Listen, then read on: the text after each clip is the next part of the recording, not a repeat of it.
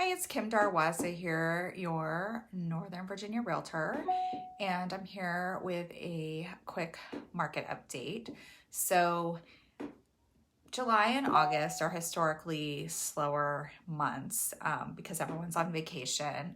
Last year they were a little crazy because of the pandemic. People were starting to come out again, and this year it appears that the whole world has gone on vacation since they were, cooped up in the house last summer and couldn't really go anywhere. But with that being said, I am seeing a softening in the market in some areas and some neighborhoods.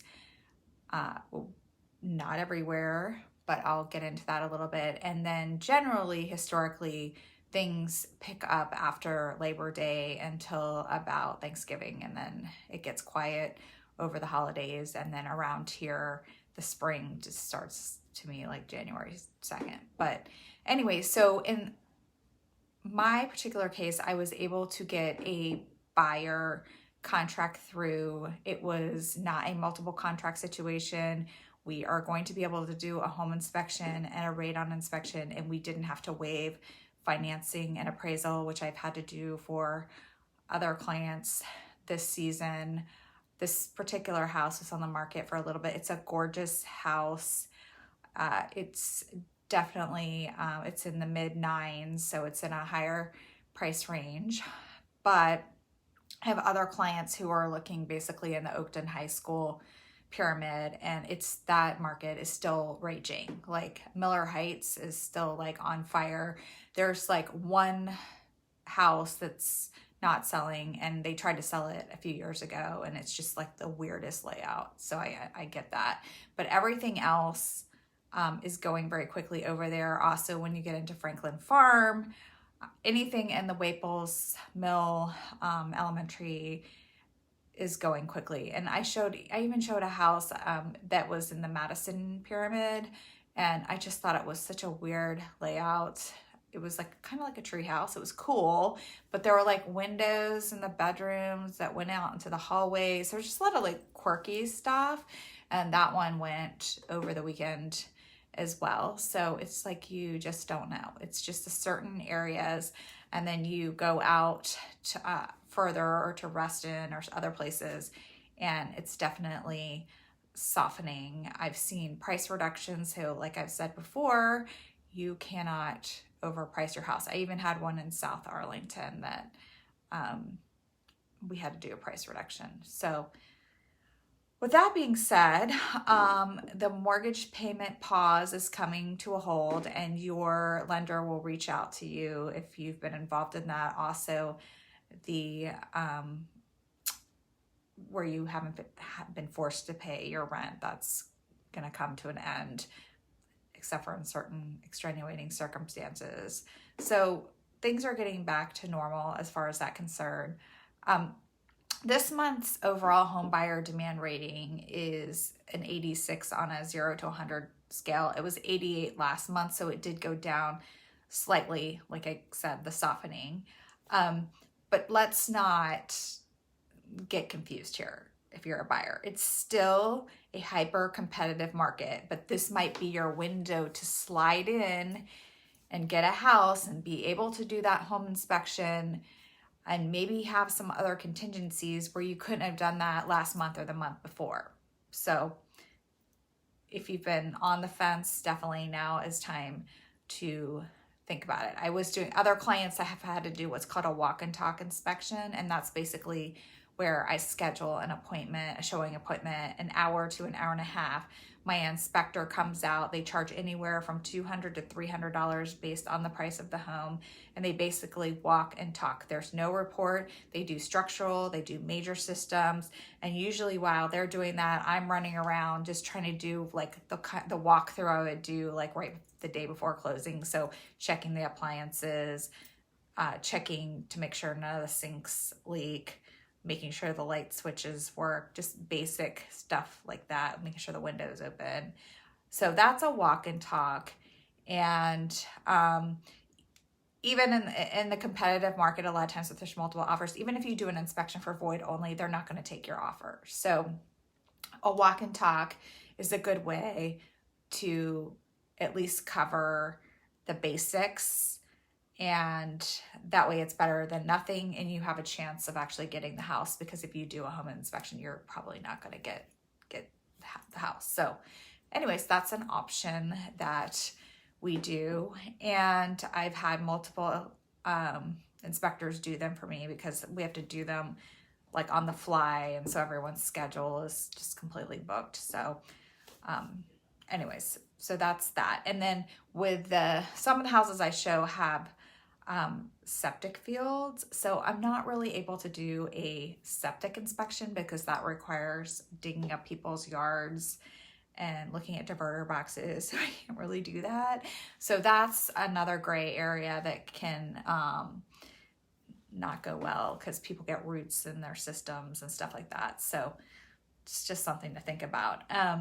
There still is a lot of buyer fatigue, and that's being caused by record price appreciation, extremely low inventory, record low days on the market, and historically low interest rates. And buyer fatigue is the buyers are just getting sick of getting outbid, and some of them are just taking themselves out of the market and renting. So this is a problem that's up 14.6% since last year.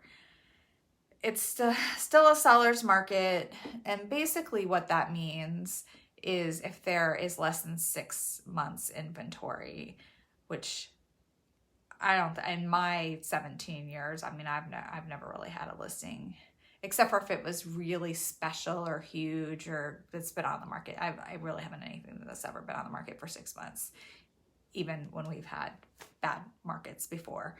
So that's kind of a little crazy, but in the last year, 33,400 average gain in equity for homeowners.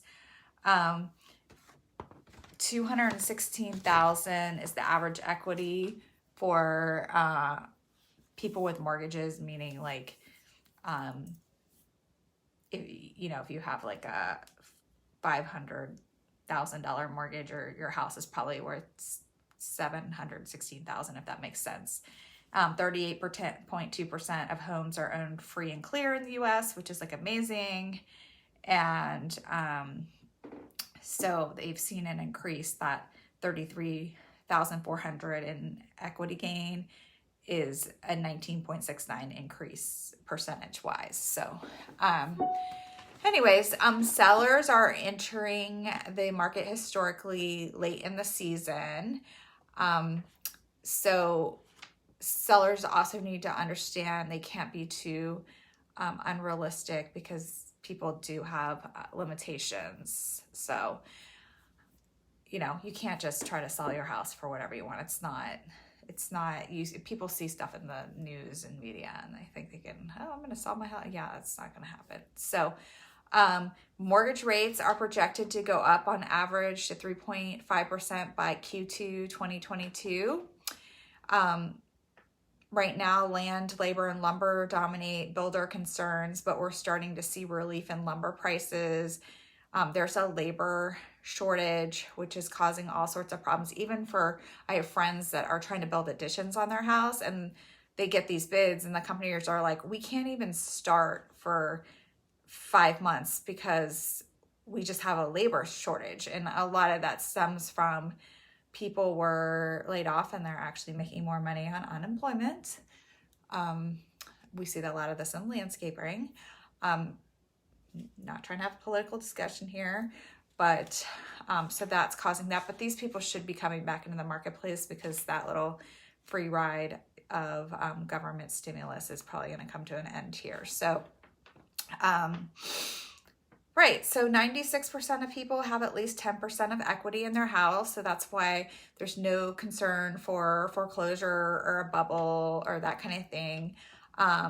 Most people can easily sell their house for more than what their mortgage is. So that's why we're not going to have all the foreclosures like we did. And no one's been using their houses as ATMs, like cash out refis, like what people did the last time. They were doing all sorts of crazy stuff.